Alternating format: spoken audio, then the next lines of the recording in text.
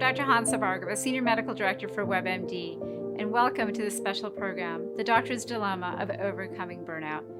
Unaddressed burnout can have significant consequences, including excessive stress, fatigue, and insomnia.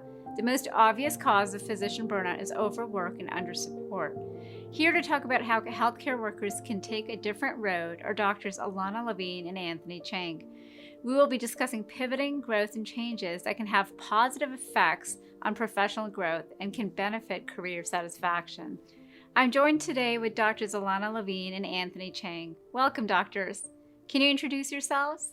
Hi, thank you, Hansa. My name is Anthony Chang. I'm a pediatric cardiologist and also now the Chief Innovation and Chief Intelligence Officer at Children's Hospital of Orange County here in Southern California. So thank you for having me. Great. Dr. Levine? Hi, I'm Dr. Alana Levine. I am a pediatrician in New York.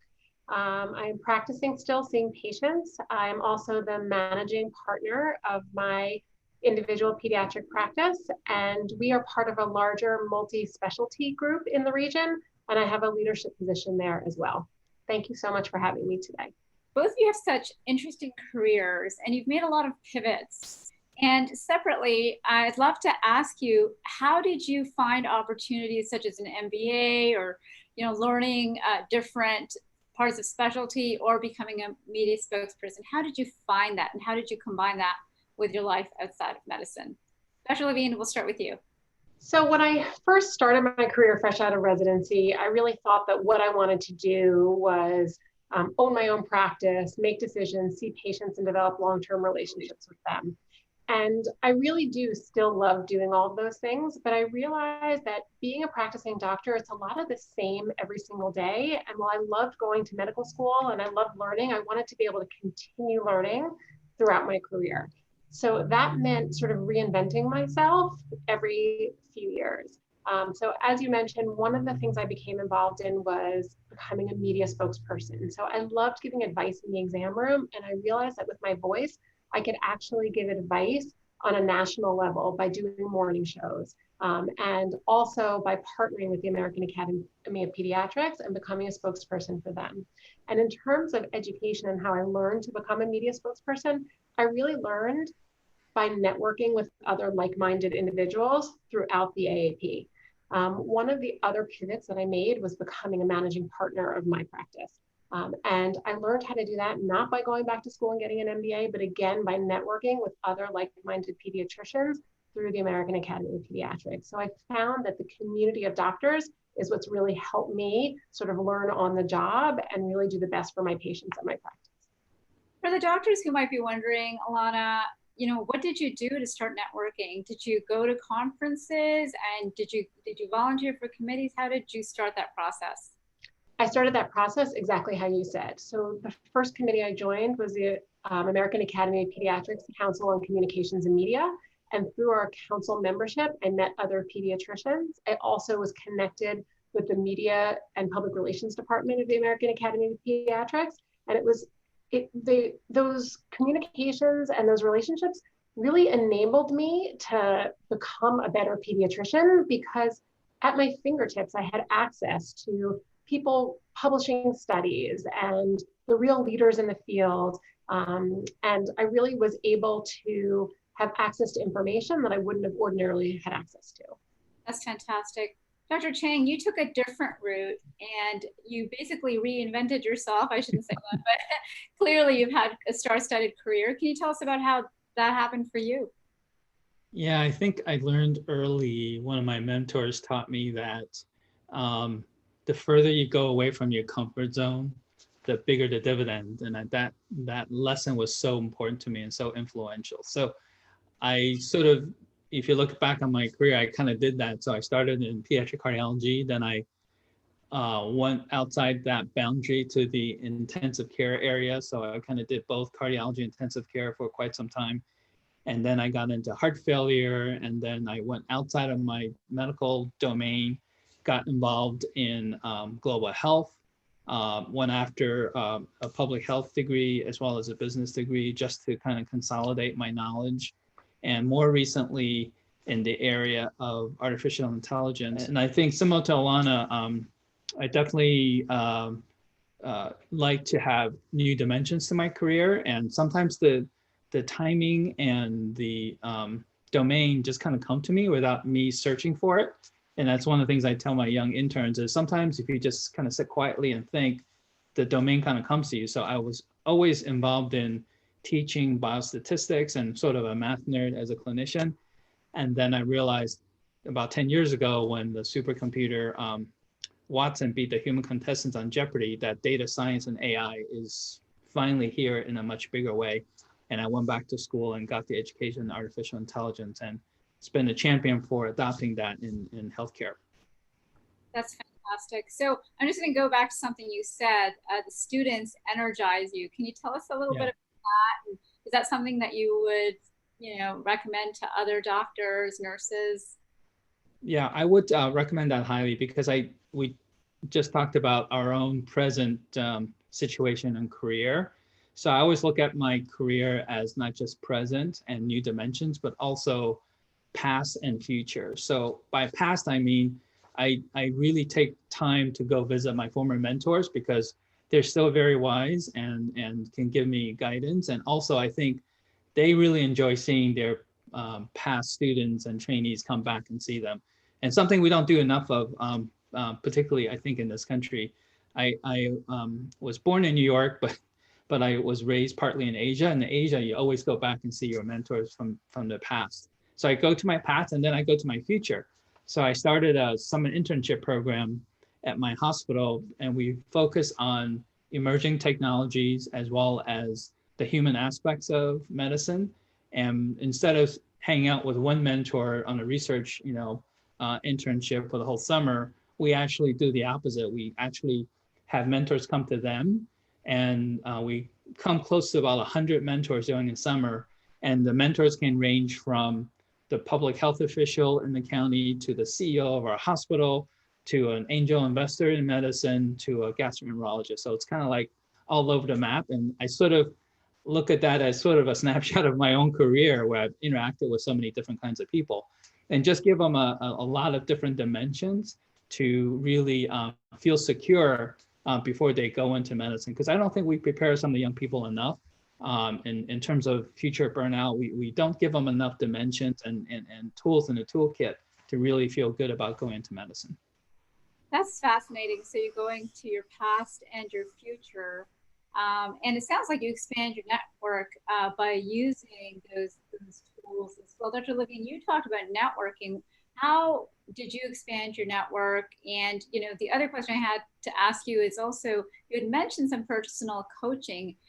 Could you tell us how that may have helped you as well? Absolutely. So to me, community is always important. So I find attending conferences to be both intellectually stimulating, but also a great way to meet other people who want to sort of solve the same problems in the world that you want to solve. So I make it my business to go to at least 2 or 3 conferences every single year. And I find that the networking events, the cocktail hour, those are worth their weight in gold because you really, really get inspired to come up with new ideas. The other community that I've been a part of is an online community called PMG, or Physicians Moms Group. And it's a group of women physicians who all sort of come together on common interests. And that's actually how I found out about professional coaching. And when I first heard about coaching, I thought that, is this a life coach, someone to help you sort of balance work and life and taking care of your children and going to work? But that is not what it's about. It's really about recognizing that you're in control of your life and how you spend your days and how you actually feel every single day. And I think that we all need to take time, just like Dr. Chang said, to sort of sit and pause and think about how you feel about what you're doing. And if you're feeling burnt out, if you're feeling sad, or if you're feeling the weight of your patients, you really need to take time to express that with yourself and with somebody else, and try to sort of come up with ways that you could change and actually make a difference. So with every change I've made throughout my career, I've always been sort of solving a problem that's important to me, whether it's a personal one or an external one for my patients. That's fantastic. So it sounds like not only have you used networking, but you've also led your life with intention, and just paying attention to where you want to go. Is that what I'm hearing? Very much so. So I think about sort of how I feel when I wake up in the morning and how I want to feel when I go to bed at night. And what are the sort of things that I need to do to sandwich in between those two moments so that I'm accomplishing what I actually want. And it is incredibly intentional. And I think what underlies it is that we all have choices. We're not stuck. Sometimes you can feel stuck. And I think that medicine, um, there's just this path that everyone follows, right? Like you go to undergrad, you do your pre-med requirements, you go to medical school, you start your residency, you start your first job. And it seems like you just sort of have to follow along the path that's been laid out. But that's actually not true. There's so many different windy roads that you can choose, and everyone is driven by different things. And I think you have to find the thing that works, that sort of speaks to you the most, and also recognize that it's not a forever choice and that you can change and shift gears as you need to throughout your career. In fact, both of you seem to be very aligned with the networking, with pushing your limits, with reinvigorating yourself. I'll just ask you one more question here. We're almost at the end. How would you both say that you have been able to balance your life along with your profession? My little secret is get up at 4:30 every morning. So, it sounds almost mundane, but you add a couple of extra hours of highly efficient time. And I'm raising two girls on my own as a single dad. So I really do need those 2 hours. And then they get up around 6:30. So having those 2 hours just to, think about the day, plan for the day, do some I do a lot of writing. I just recently came out with a book. So I need those quiet 2 hours in the morning to really get a good start on the day. And then the rest of the day is just going with the flow. And I try to minimize the pressure I put on myself with deadlines and everything. I think I agree with what Alana said. The more you take care of yourself and realize that you can't do everything and there's going to be disappointments throughout the day, and just don't be so hard on yourself. I think doctors, especially young doctors I see, sometimes are really hard on themselves with their profession. And it's an amazing profession. And it's an amazing profession in many ways. One of the ways is that you can have a true sense of purpose and not just making a living. And also, whatever you do outside of medicine, as I said, the further you go out from your comfort zone, the more you can actually bring back to medicine. So when I went back to school, you can imagine I was relatively senior in my career, and most of the students were a third to half of my age. And I, in a funny way, I never really felt out of place because they really welcomed me in the class. And to bring back data science and artificial intelligence now to medicine, I felt like whatever it took, I was going to finish my education and bring it back. So it's a sense of purpose, and also wander way out of your comfort zone.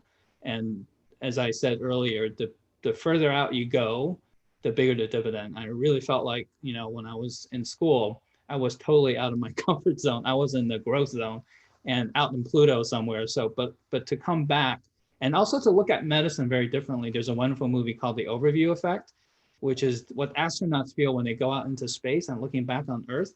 And I think I feel the same way when I wander out in different educations and look back on medicine as just this fragile but incredibly beautiful place. Alana, how about you? So the first thing I like to think about every single day is sort of the recognition of what a privilege it is to practice medicine and to have this knowledge and to be a person that so many people in the world look up to for your insight, for your instinctual responses to different problems, to the skill that we learn to sort of be calming and comforting. To me, when I am sort of, stuck in a difficult day, I just have to sort of come back to that center of, it is such a privilege to be able to help people in this way. And the other thing is, I think it's really important that people aren't afraid to ask for what they really want. You hear so many times other doctors saying, well, I have to work these night shifts, or I have to work weekends, or I have to do 12-hour shifts. That's just the way it is at my institution. But I think that, if you can creatively come up with a plan that will benefit both you and whomever you're working for, I think you'd be surprised sometimes. Like, for example, When my kids were young, I really wanted to be able to be around, to go to the mommy and me classes. And I worked it out with my partners that I was working 2 days a week in the office, but 2 nights a week in a hospital, because if I worked nights, it gave me more flexibility during the day.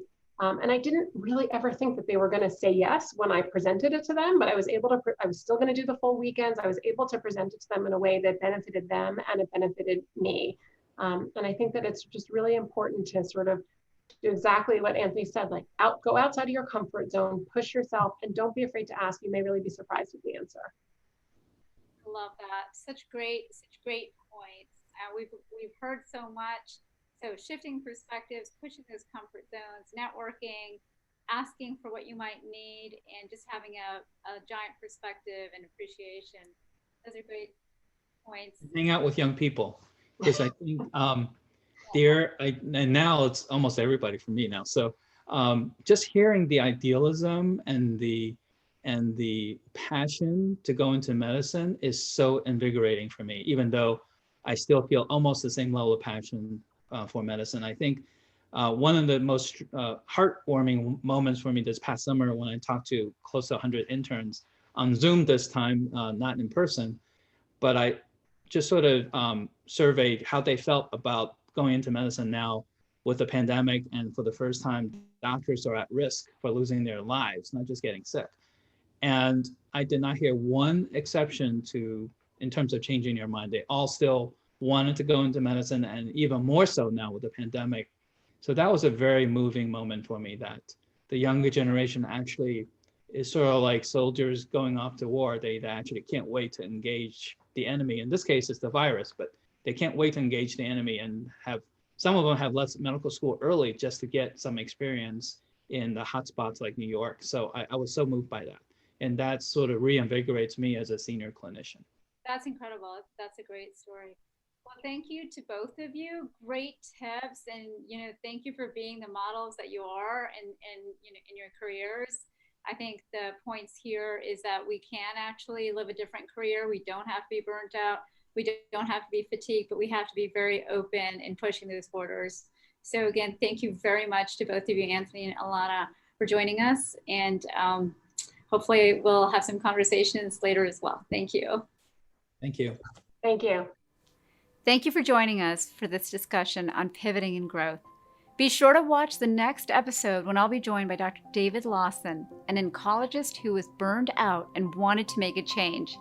He took the CBCT and CRM courses at Emory and was able to apply the principles he learned to defeat burnout and make a positive change. Join us for a great discussion with him on the next episode of The Doctor's Dilemma of Overcoming Burnout.